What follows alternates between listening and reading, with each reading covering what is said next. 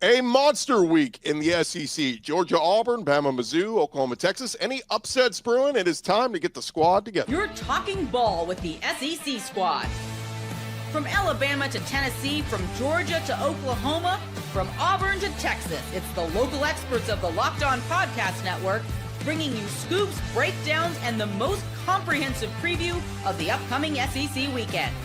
It's the SEC squad, and we have a seat for you. Hurt feelings and thin skin are prohibited. Squad up, you're part of the SEC squad.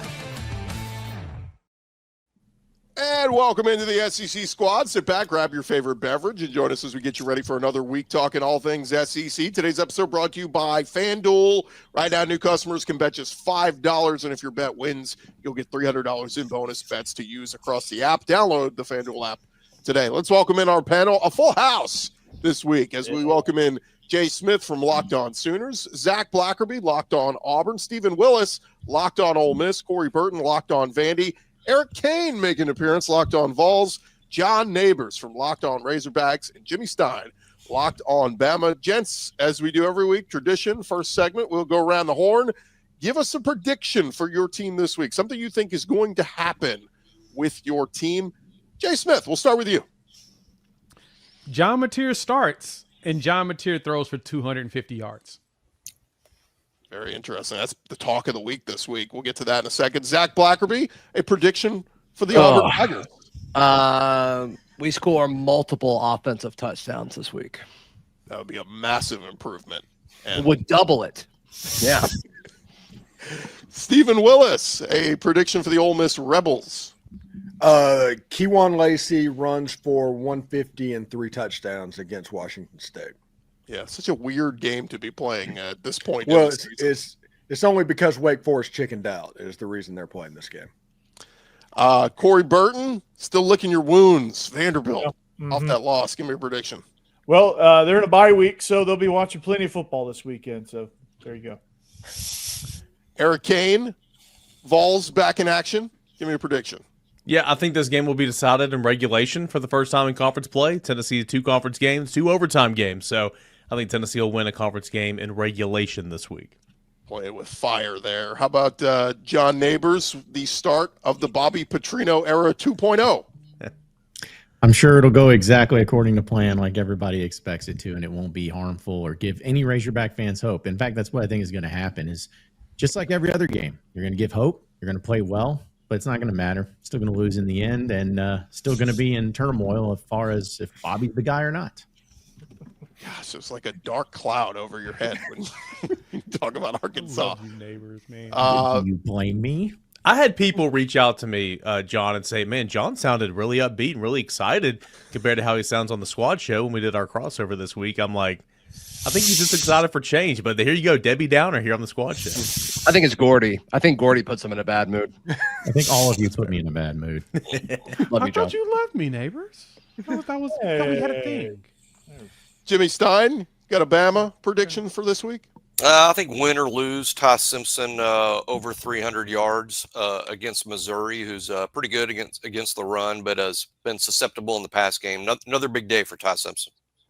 Yeah, I was doing some deep diving into numbers, and I was surprised how close Ty Simpson and Joey Aguilar are in a lot of passing statistics. Aguilar's got more interceptions, but very comparable numbers. So we'll see if both those guys can keep it rolling. Good. Ty Simpson's a pretty good quarterback, we'll say. As we dive into discussing some of the games, guys, it is Red Rivalry week, and I want to kind of start there because, as Jay mentioned, all eyes on John Mateer. Is he going to go? I'll admit, guys, this was a Big 12 rivalry for so long. I like this as an SEC rivalry because Texas fans are talking smack. Oklahoma fans are talking smack. I'm excited for this one. Jay, what's the vibe right now? I mean, the vibe is we saw what happened against Florida last week for Texas. That the one thing that they struggled the most at is that they could not stop the defensive line from getting into the backfield. And since we have arguably one of the best defensive lines in the country, that's going to continue being a problem for them. And so in our mindset, and most of the fans' thought process is they just want to see how Arch Manning handles the pressure that we know Brent Venables is going to dial up. Coming into this season, when we talked about the Bryce Underwood game, Brent Venables is really good against first-time quarterbacks. Then you talked about going up against Auburn, his former quarterback. You knew he was going to dial up the pressure and do exotic things there. So now we've got this one with Arch. The expectation is this defense is going to once again lead the way. Now, as I mentioned before, I expect John Mateer to play. Shout out to the Tortilla Presser who gave us the tip last week that he said he was going to play.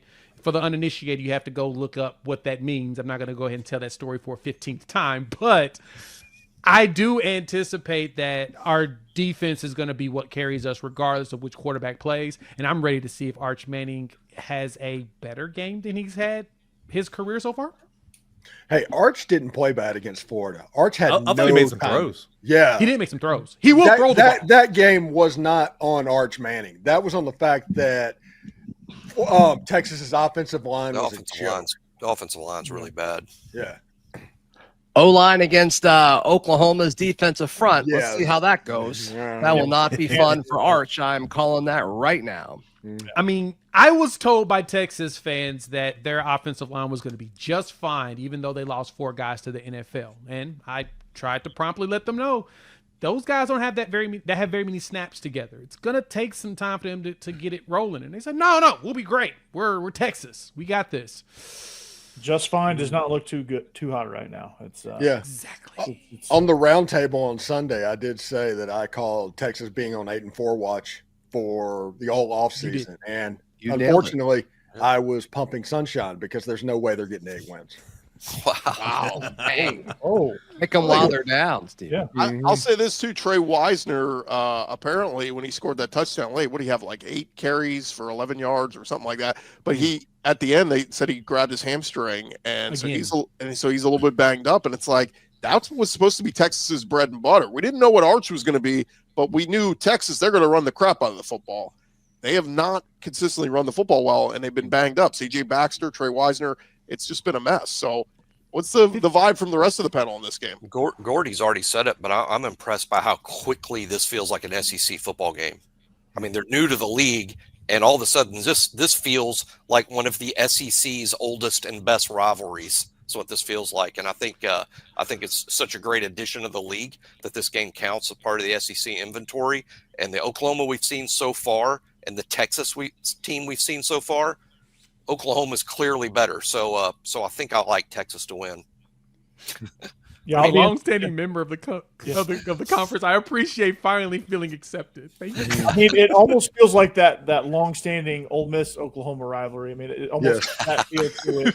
It's so classic. We've been lifelong rivals for like 3 weeks now. Yeah, Minimum. Great, man, and hopefully Texas Oklahoma will live up to that rivalry. But no, I'm interested to see John Mateer, how his hand responds, because that's a tough thing to come back from so early.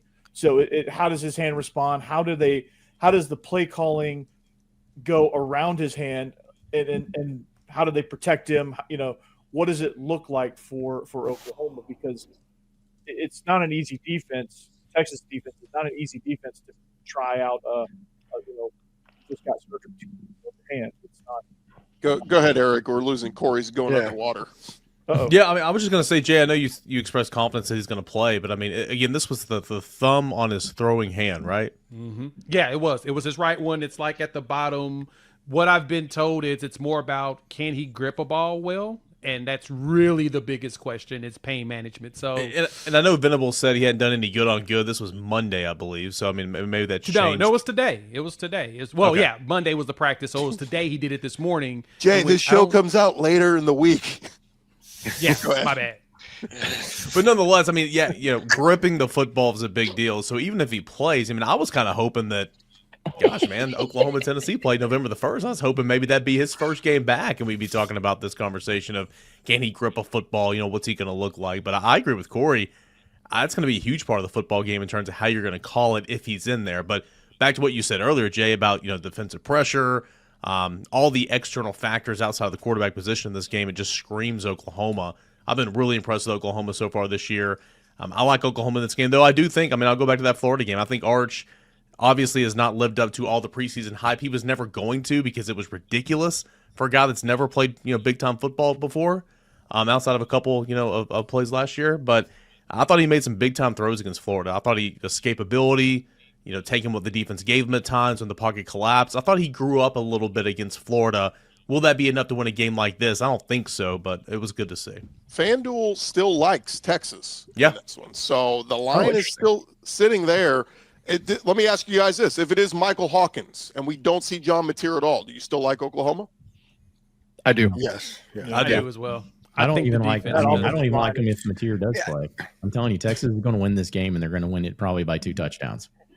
Because this is the type of game, more often than not, that always has whatever team is stinky, they go into this game and they lose, and they end up winning. The stinky team wins. And I feel like that happens in this rivalry game more so than any other one. And I feel like it's going to be the same thing here. Texas is going to wake up, and then everyone's going to be back on Texas and Oklahoma. Everyone's going to be like, this team's no good. They got fraudulent. And then in 2 weeks, it's all going to change because that's what this season's been all about. It's been about nonsensical things like that. And I think that's what's going to happen in this game too. Speaking about what John just said, I had a group chat with Corey earlier in the week. It's like Oklahoma is about to lose John Mateer for the season because they're trying to rush him back to face Texas in this game. Yeah. And that would be my concern, that something happens in that ball game and you throw the playoff out the window to beat Texas, which I play Mississippi State. I understand rivalry, but there seems to be some bigger goals that you can hit this season. Well, and that's a fair point. I agree with you on that. I wouldn't want him to come back if they feel like there's a chance for re-injury. I mean, regardless, it's a throwing hand. If you throw and hit somebody's helmet, you're going to, regardless, injured or not, there's always you fall on the ground wrong. Where the injury is, like down here, you fall on the ground wrong. It could be trouble. No, that's very fair. So I totally agree with you on that. I think for him, and even some things that he said, is that Mateer himself, and my apologies, Eric, presser was on Tuesday, so that was my bad. Not Monday, it was Tuesday. It was what I was trying to say. I'll never not forgive today. My bad. But anyway, Mateer said this is one of the reasons why he came to Oklahoma was to play in this game. So I do hope that if he does play, that it's more of a pain management situation and not a rushing back. And regardless, if he comes back in 2 weeks against Ole Miss, he's still going to be under re-injury watch no matter what. Well, real quick, guys, as we put a bow on this one, raise your hand. Are you taking Oklahoma to win this one? Raise your hand. We got 1, 2, 3, 4, 5, 6, 7. So Jimmy and John rolling with Texas. We will see what happens there. All right, some other big matchups in the SEC this Saturday. Could Bama or Georgia fall on the road? The SEC squad talking more ball next.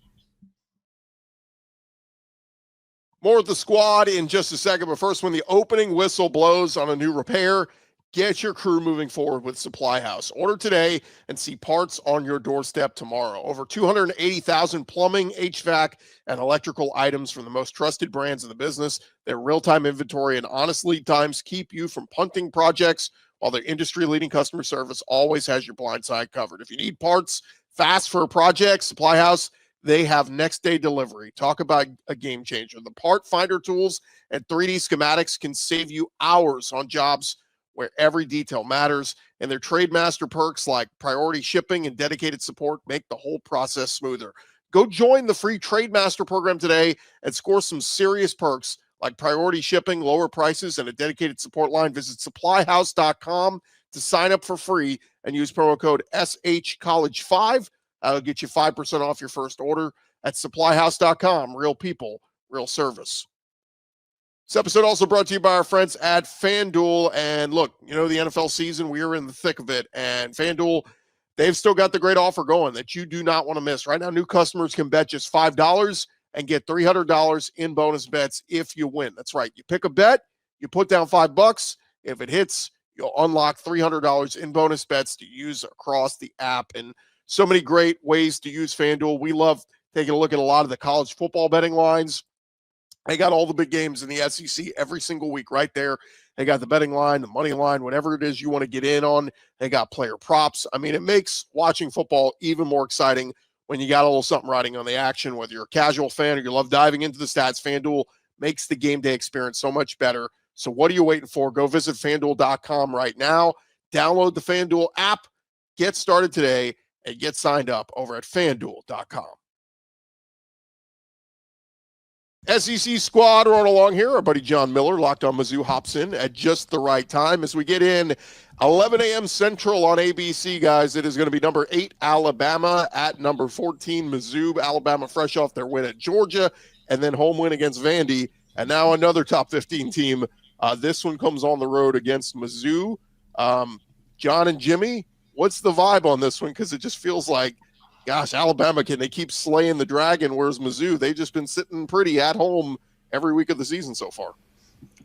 Well, I'm getting the information from a Cole Kubelik tweet, but only 4 teams in SEC history have defeated 3 ranked conference opponents in 3 consecutive weeks without an open date. So this Alabama team would only be the 5th one to do it. I'm not predicting a loss for Alabama, but I would say that I'd be a little surprised that it's this Alabama team that becomes only the 5th team in the history of the conference to pull off something like that.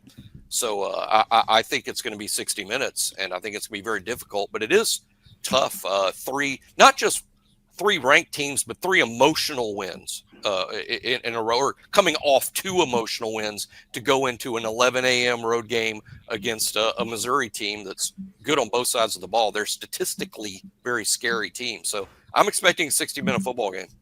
Yeah, I think it's a tough spot for Alabama, and yet I can't call it a trap game or anything. You look at the rest of the schedule for Bama, if they can get by this road game here in Columbia, really the Tide is sitting pretty with the rest of their schedule because the rest of their tough games are all at Bryant-Denny Stadium. So I think that's a huge advantage there. For me, if I'm looking at Alabama and Missouri just in terms of a matchup, the Tigers obviously haven't played the type of schedule that the Crimson Tide have played so far. But, man, Missouri has really stopped the run consistently. They've also given up some big plays in the past. I think Ty Simpson and Ryan Williams and company they're going to get their numbers. They're going to throw for probably 300 plus. But I just think if Missouri can make Alabama one-dimensional, I think it's going to be interesting. To me, this is a coin flip kind of game. Anybody else got a read on Alabama at Mizzou? I mean, Jimmy put it out there. It's a lock. Jump on Mizzou. They're going to win this one. Jimmy, Ahmad Hardy, I really like him as a running back. I mean, he might be one of the best in the conference. Like, what kind of problems does he pose for this Alabama defense? Well, significant. Alabama had struggled stopping the run. I think the Vandy game was a good illustration of good Alabama and bad Alabama in the first quarter. They gave up 1 million yards rushing to Vanderbilt, but then over the last 3 quarters, hold them to 20 yards. What does that mean against Missouri? Probably not much, because Missouri runs the ball so differently than Vanderbilt. It's a different type of rushing attack, but the production is just crazy. Ahmad Hardy's the guy everybody talks about, of course. Heck, I think even comparisons to a guy like Ashton Genty are fair when it comes to Ahmad Hardy. But the number 2 back, he averages more yards per carry than even the starter Hardy. So Jamal Roberts, I think, has 7.3 yards a carry.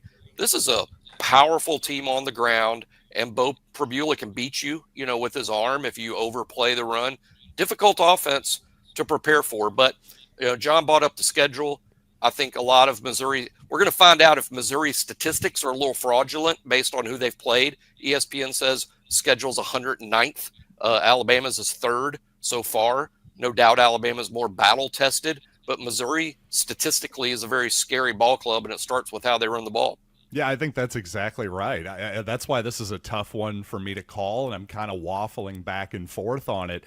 And really, I think it's a cop-out to call it a coin flip, but I really feel that way. I think if this were in Tuscaloosa, I would certainly favor the Tide, but in Columbia, a place where Missouri hasn't lost since 2023 to Jaden Daniels and LSU, Malik Neighbors, that whole crew, I just think it's a tough place to play, a tough spot for Bama in a game that Missouri's probably been preparing for 3 weeks at this point. And by the way, Corey, you said Ahmad Hardy, one of the best running backs in the SEC. How about they're coming off a bye week and he still leads the nation in rushing? The nation. The best running back. Yeah, that's right now. Yeah. I mean, there you go. Yeah, just his yards after contact is a good statistic alone. Just that alone would be up there in terms of rushing yards in the conference.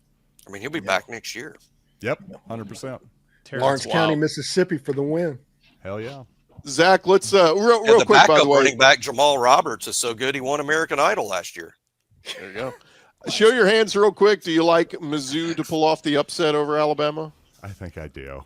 Lord There help you me, go, I John. think I Attaboy, do. John. Only 3 of us. Everybody else rolling with Alabama on the road. You're with the sharp money, baby. Zach, let's get to your game. 6:30 Central on the plains of Auburn on ABC. It'll be number 10 Georgia at 3-2 Auburn. No Brock Bowers in this one for you, Georgia. But Zach, I've just been building it up. I think Auburn's offense is going to look much better at home. What say you? I hope so. I mean, they've got the dudes to do it. Sometimes I think it's play calling. Sometimes I think it's been the quarterback wanting to hold on to the football. But I mean, the way I've been talking about this one for 2 weeks now, it's like they could do it, but until they do it, I have a hard time getting there at this point. Yeah, I mean that's fair. I mean, it's been kind of a mess over there at Auburn. Thanks, Corey. About. Yeah. Appreciate that. I feel like it has been.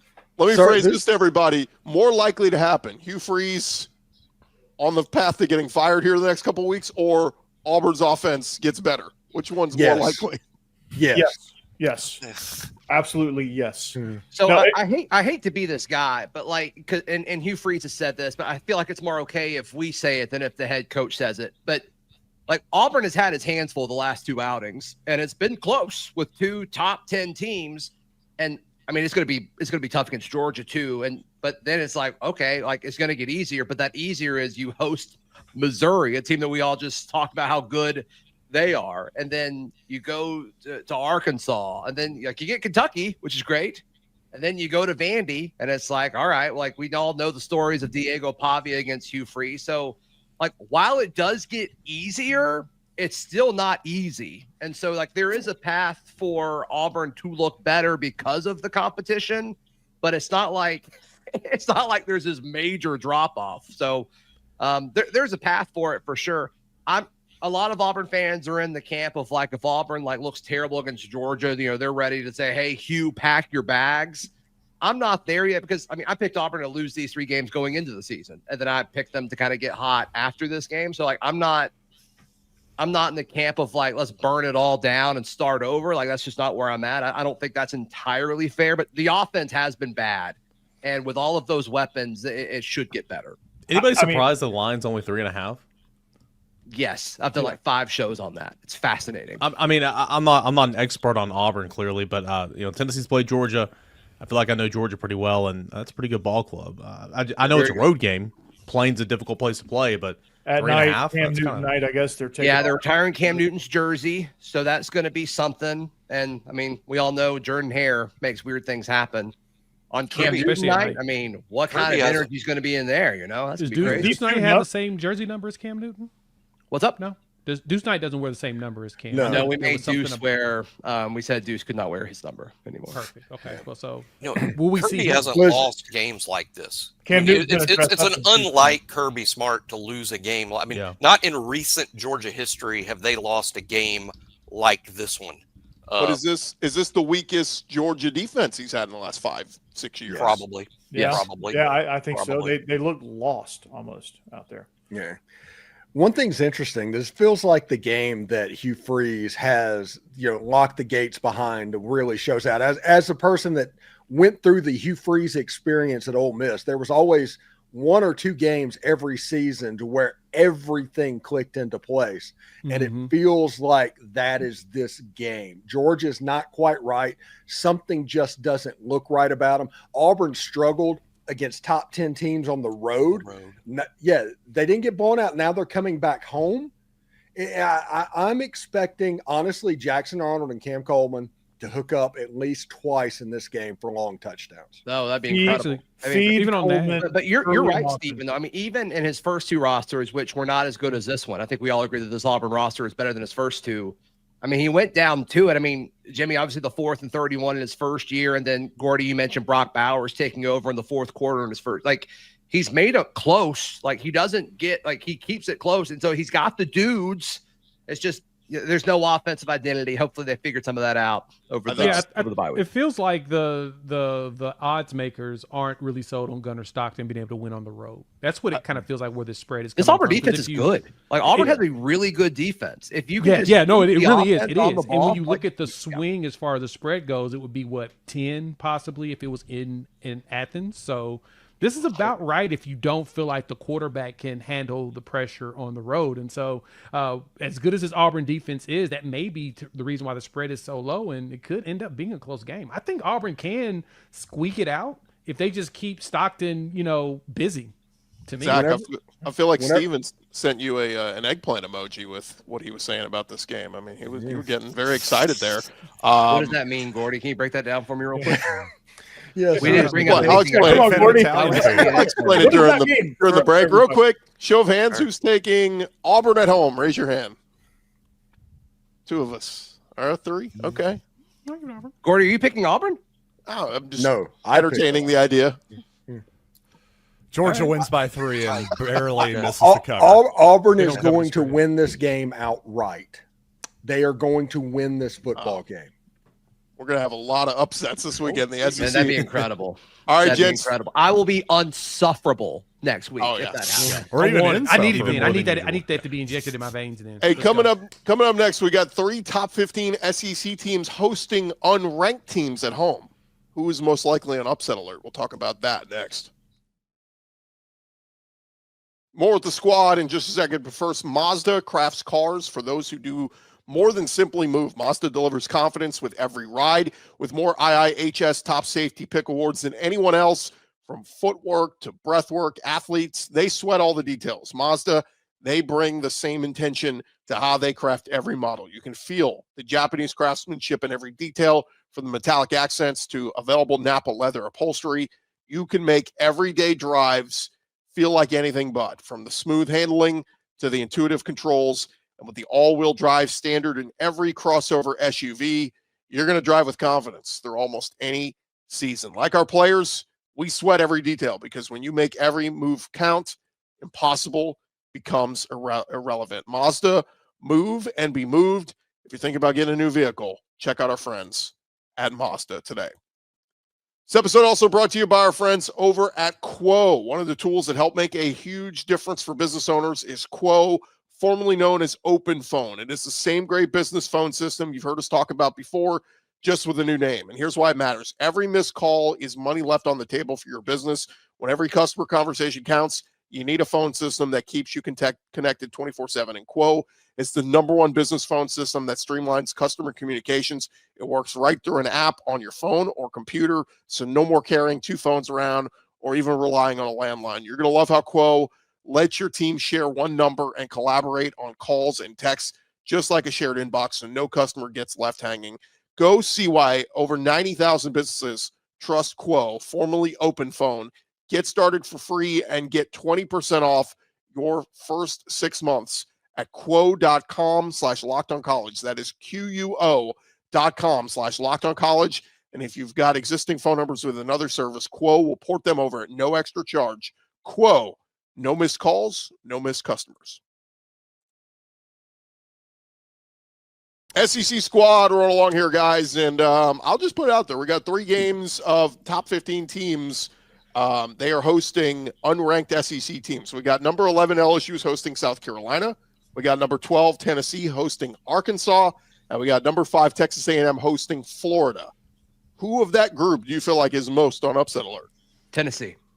I was gonna actually say the same, and I only say that because the 3rd Saturday in October is the next week. This is a very easy game. Come on, John Neighbors. Arkansas for. John looks like it is very easy to John, overlook. be the voice of reason. Come in here. Come I truly on. believe that Arkansas, because now they have fired their coach, this is the game where they bounce back and show up out of nowhere and play a really good, hard-fought game for their new head coach. Well, the issue, Jay, is it's never been offensively. They've scored tons and tons of points. They have one of the best quarterbacks in the league. I mean, their issue's not offense. They're going to score points.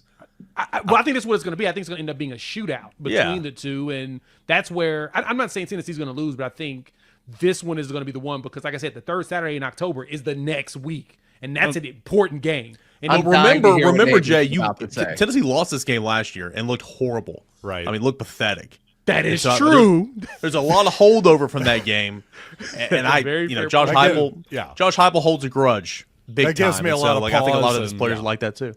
That gives me a lot of pause, and so does the fact that I don't really see Tennessee punting in this game. That's a slight problem for me as well. Like, I don't These think three, y'all understand what the significance would be if Arkansas won this game. Like, everything gets turned upside down completely into a whole new direction because suddenly it's Bobby Petrino staying on as the permanent head coach for Arkansas. It's that type of game. And if that happens, then suddenly it makes it to where it's like, okay, well, do the board trustees, do the athletic director, do they even continue to search, or do they have to wait out? Does they have to win a few more games? But then it gets everybody back on board, and then Arkansas's got Texas A&M at home in the next week, and I'm sure that will go great. But the point is like that is the type of game that would literally turn everything upside down. It's already pretty chaotic over here. It would go to straight like clown shoes level if that happened. Just like Tennessee saved Sam Pittman's job last year, right? Yeah, that's right. Sam Pittman. Tennessee's really good at that. They're really good at dictating who Arkansas's coach is going to be for the next year. So Hopefully not on Saturday. So for that reason, listen, I could sit here and say like, yeah, Arkansas can do this, that. I have no idea. I think the team will be better because it's hard to be much worse. And the defense is awful in every statistical category. It's dead last in the SEC, so they can't get much worse. But I don't know. It's either going to be where Arkansas wins this game or they get blown out. That's the only two things that happen. But I do not think they win this game. There's no reason to believe they win this game. I don't want to have hope in this game because I just can't handle that right now. So These What's three the line in games. These three games. 13 and a half. it opened at 13.5. It's dropped as low as 11.5 though. These three games are a jumping off point to point out that at this point in the season, SEC teams are 46-7 cumulatively at home. I like all those home teams. Tennessee And has those not three in lost particular to. win. Sorry to cut you off, Jim. Tennessee's not lost to anybody at home except for Georgia since 2021. But just also let the record show that Arkansas Kind of select. has not lost the Didn't they lose to Ole Miss In 2021? 2021, I said Oh, since okay. 2021. Get 'em, Okay. even. Or I guess since 2022. Better for you. Yeah. The record needs to reflect that Arkansas has not lost to Tennessee since 2007. It's true. Just saying. I will say this: I'm a little bit intrigued by Florida at Kyle Field. That's I know the a game I was tough going with, place John. I know that's a tough place to That's play, but tricky. I know everybody's focused on Texas right now and what they did in Gainesville. But to me, did that not look a little bit like a different DJ Lagway? I'll tell you this, that front four, I know the offensive line for Texas left a lot to be desired, of course. That front four for Florida is legit. They got that freshman wide receiver back whose name Dallas escapes Wilson. Dallas, Wilson. thank you. Yeah, that kid. That kid, he's pretty talented. But seriously, there's something about that game. I know everybody has been looking askance at Florida all season. All of a sudden, I'm going, maybe I can kind of see a path. I agree with. Okay, so Florida, even when Florida was looking horrendous and Lagway was throwing pick sixes and Napier. I mean, again, I still don't think he's going to be the head coach of Florida next year. But when the offense was a laughing stock prior to on Saturday, the defense was still there. The defense was still carrying that team as much as they could. The defense is good. Yep. You get a good run game. Jaden Ball had over 100 yards on the ground. You get Lagway to play like that. Just don't turn the football over. I mean, Tennessee got to the CFP last year thanks to a good schedule, but also running the football and playing defense. I mean, Marcel Reed is not good. Sorry. Like, he's not very good. So I'm not saying Florida wins this game, but, like, of the three, John, I'm with you, man. I'm looking at this Florida A&M game. That was the one that's intriguing me.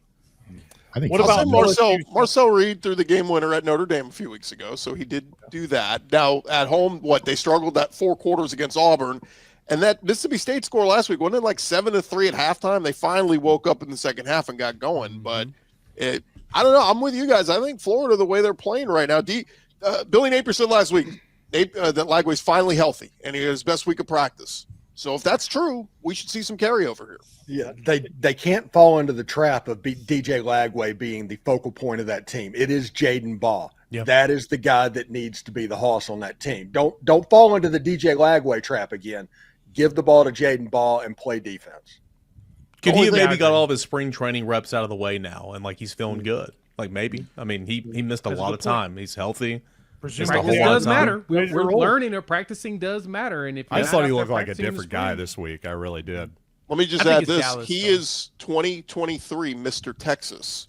He wanted to play badly against the Longhorns last year. He's getting to come back home to he's from Willis, Texas, just outside Houston, about an hour up the road is College Station. Lagway's going to want to, prove to A&M, hey, I picked Florida over you guys, and this is why. Okay. Oh, that's an interesting thing. And Willis, Texas sounds like a fantastic place. Yeah. There's also some other storyline that Torian York played high school ball against him, and I think he's 2-0 or 3-0 against Lagway. So there's like a little rivalry there too between those two guys. So a little bit more spiciness. The other one we didn't really touch on, you guys, LSU against South Carolina. Big questions about LSU's offense. They needed the bye week. Brian Kelly said, if we get that bye week, Nussmeier get healthy. We better see a better Nussmeier this week, because if not, I think Lenore Sellers and South Carolina, they're in desperation mode. They need a win. Listen, South Carolina can't stop the run. LSU can't run the football. Whichever team does the better job of doing that is going to win this game. Yeah, I can see both quarterbacks throwing for a lot of yardage in that game. But again, broken record on it, but I just like the home team here. I like the home team in all the games except maybe Alabama at Missouri and Georgia at Auburn. But I think Alabama and Georgia both are on high upset alert, both of them. I'm going to be a buzzkill here. I'm going to put on my best John impersonation here. I mean, in this game, just such a letdown, coming into the season. I mean, Lenore Sellers, Nussmeier, LSU returns all this production. It's one of the best games in the league last year. Yeah. LSU at South Carolina was an awesome game. I think this could be a great game on Saturday. Don't get me wrong, but it just feels like there's not a lot of hype going into it because both quarterbacks have been really Nussmeier, and I'm a huge Nussmeier guy. He's just looked not polished at all. He looks still hurt. He looks like that abdomen is bothering him, in which, we had that same thing with Quinn last season when he had the abdomen issue, wasn't really able to complete passes very well from that, couldn't throw. You don't get your full motion when you have that abdomen issue, and it sounds like it's a lot worse than what they're trying to lead on because he does not look good. You're right. He doesn't look good at all. Van Buren time? They had the bye week. They said he's had a week plus of rest. So Nussmeier better look better. But yeah, if he doesn't, maybe they do start looking. I don't know. I just feel like this is the battle of two of the top 7 unlikable coaches in the SEC, personally. And so I'm going to be fascinated from that. But I was just looking at South Carolina's schedule. It is pretty crazy. That, of course, LSU's ranked 11th, but then they have 6th Oklahoma, 8th Alabama, 4 Ole Miss, Texas A&M 5, all straight weeks. So when people were picking them as a playoff team, you like how Gordy made sure to bring up LSU at the end of the show. He always finds a way. It's crazy. Well, I was going to save 60 seconds for Steven to talk about his big matchup against Washington State, but just win the game. Just win the game by 1 point and get to the Georgia game. I mean, that's what this is. That you're already number 4 in the country. You don't need style points at this point. If you win every game, you're going to accomplish every goal that you want to accomplish. So just win the game against Washington State and move on to Georgia. So as a recap, guys, Jimmy Stein says Bama has no chance against Mizzou. John Neighbors, small chance, rooting like hell for Arkansas to lose out, and Zach Blackerby is getting excited about what maybe Auburn's offense could be. So if that's what you got out of what I said, I don't know. I don't know what to tell you. Maybe you just heard me because I Gordon's the one who brought up eggplants. I don't know who's excited over here. Listen, I'm rooting for Arkansas to win a lot because I'm the biggest Bobby Petrino fan. I've always been the big Bobby Petrino fan. And as I put up on Twitter, it's like your favorite movie that came out 14 years ago is coming out with a sequel. You know, it's not going to be as good, but it's still going to be fun to watch. And on top of all of that, too, I still don't know which is more shocking to see John Calipari as the head basketball coach here or Bobby Petrino having the head football coach here. But either way, it's going to end probably badly for Arkansas, but I'm here for it because it's going to be great for content no matter what. I'm going to vote for Petrino on that one, but it's a great call. Both of them are pretty shocking, but Petrino, the head coach of Arkansas, in the saddle, man. It's absolutely unbelievable. I love it. Just keep them off the motorcycle. Hey, guys, remember to follow and subscribe to your favorite SEC show. We'll be covering your favorite teams every day throughout the rest of the season. Don't forget, I'll have you covered with the entire conference every day on Locked On SEC, part of the Locked On Podcast Network, covering your team every day. We'll talk to you guys on our Sunday recap show.